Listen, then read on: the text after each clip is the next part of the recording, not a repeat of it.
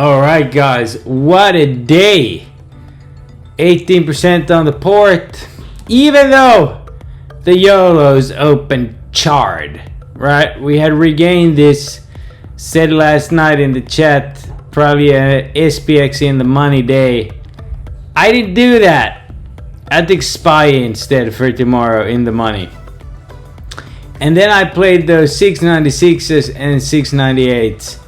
Got out here, re-entered, got out here, took YOLOs at the end. I mean, what more can you do? Baba, we were in Baba. Now I got out of the 155s, I think like here, and rolled up, and then rolled up again. I probably could have held the originals, but like, you never know with China. But again, the theses were right. Was right, is right. Okay, I said after these 2 days, give it a couple of days of fuckery. We got that, boom, boom, boom, and then blast off. And that's why I love Baba. How did I know? From experience and reading the shit show. Ta-da! Beautiful. Now, we have a target that we're gonna go check. I think we're already there after hours. Oops. Yeah. Here. That's already hit after hours. Okay. So most likely a pretty. You won't see it here. You'll see it here. Let me show you guys. This is why I use all of them. Show you the cup handle. Boom. Delayed handle. This is a continuation pattern because it didn't stop here last night and go. It came all the way down here. It's an asymmetrical cup. So now the actual cup is like that probably. Okay, and that'll be a nice final move for this bull market. For now, it's been fucking great.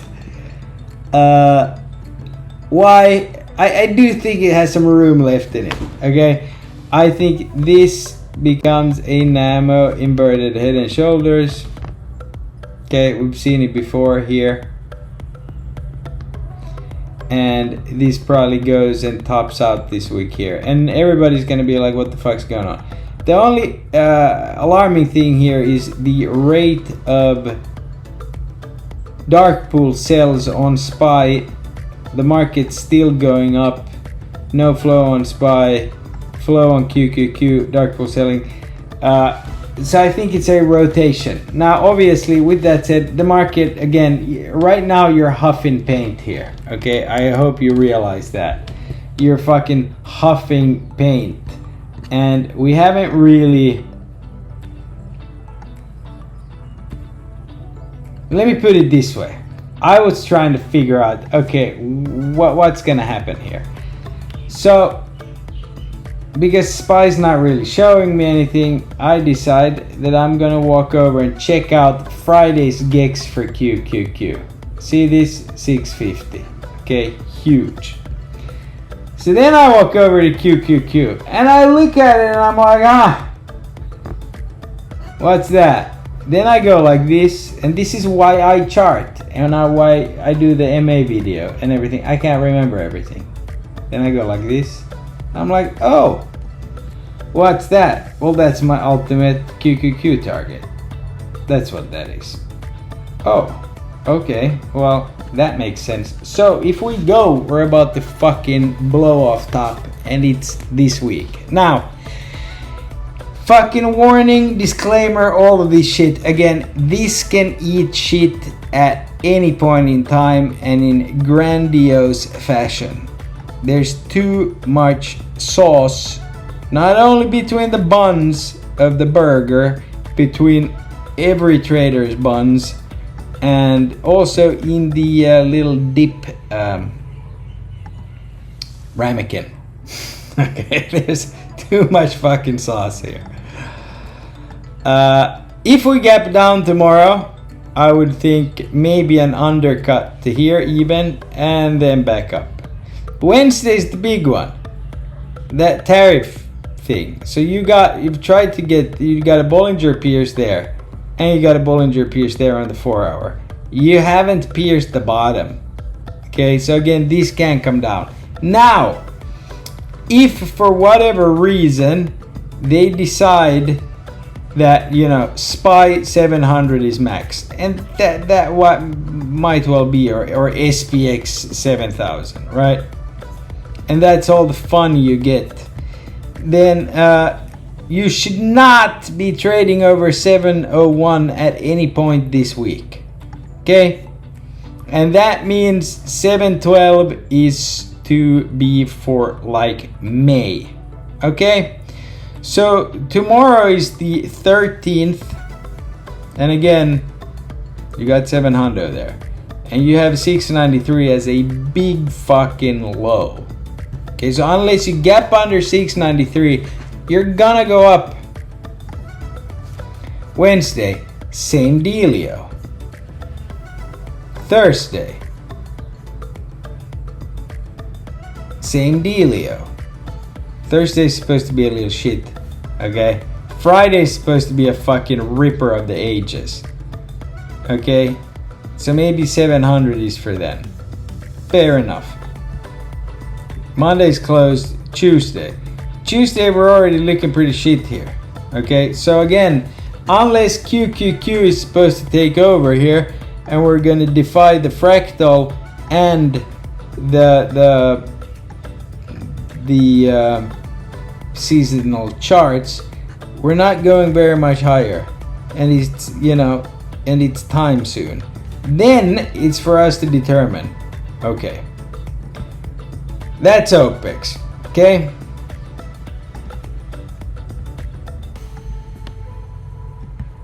Let's say that's OPEX.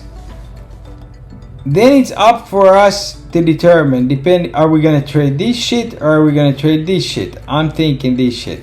Depending upon the NAMO, when does that bottom out? And before that, how high does it go? And obviously, as a reminder, new moon.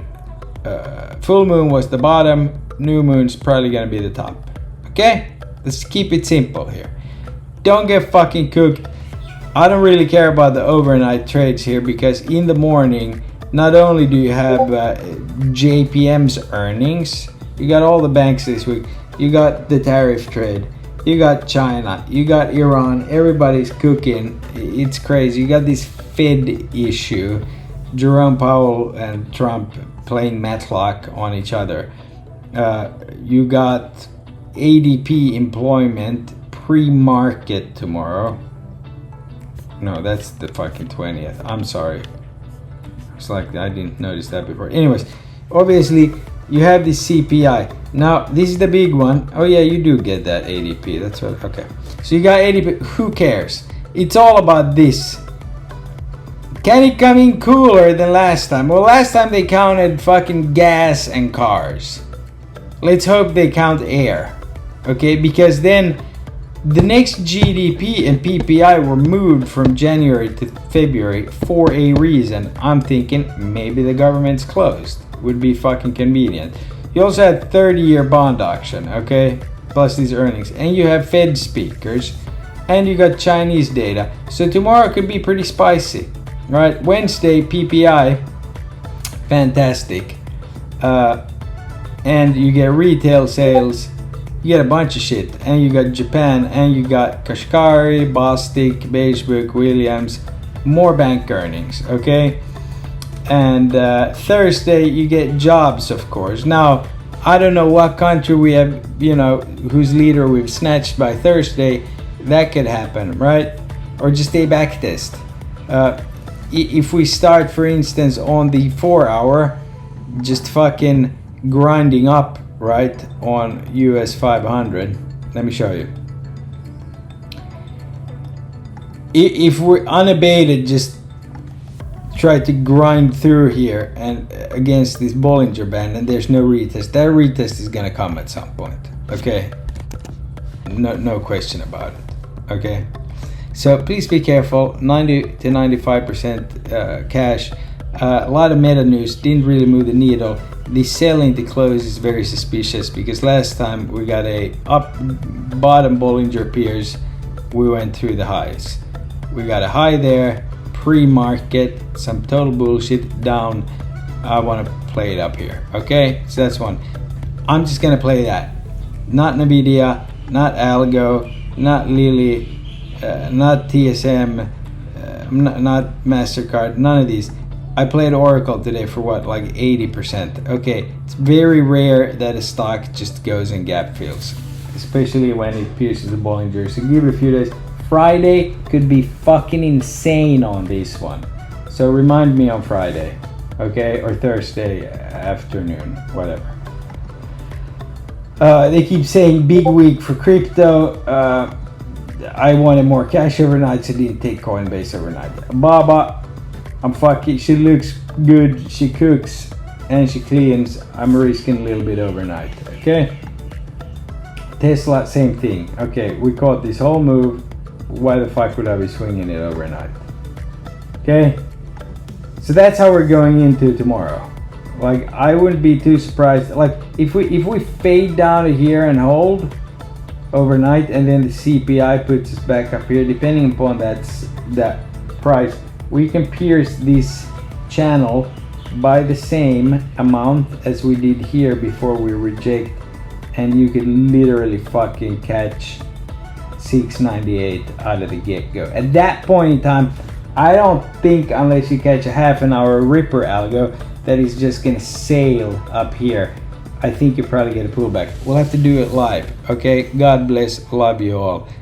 18%, day 7, let's fucking go. We're riding with the Moontrain, trading 0 DTs, swinging for